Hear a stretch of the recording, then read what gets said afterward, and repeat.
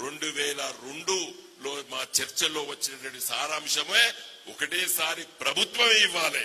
నువ్వు 2 లక్షలు ఇస్తావా, 5 లక్షలు ఇస్తావా, 10 లక్షలు ఇస్తావా, but it should not be link to bank loan అని చెప్పి ఆలోచనే దళిత పాలసీ, అదే దళిత బంధు. మిత్రులారా, నన్ను పార్లమెంట్ సభ్యుడిగా కరీంనగర్ ప్రజలు ఎన్నుకునేటట్టు మీరందరూ ప్రయత్నం చేయండి.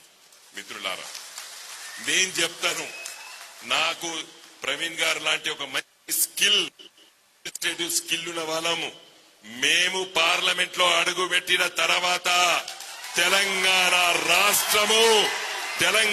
రాష్ట్ర అభివృద్ధి కోసమే 24 గంటలు పనిచేసి ఈ రాష్ట్ర ప్రజల్ని గొప్ప పౌరులుగా తీర్చిదిద్దేంత వరకు మేము విశ్రమించమని తెలియజేస్తూ నేను సెలవు తీసుకుంటున్నాను. జై తెలంగాణ.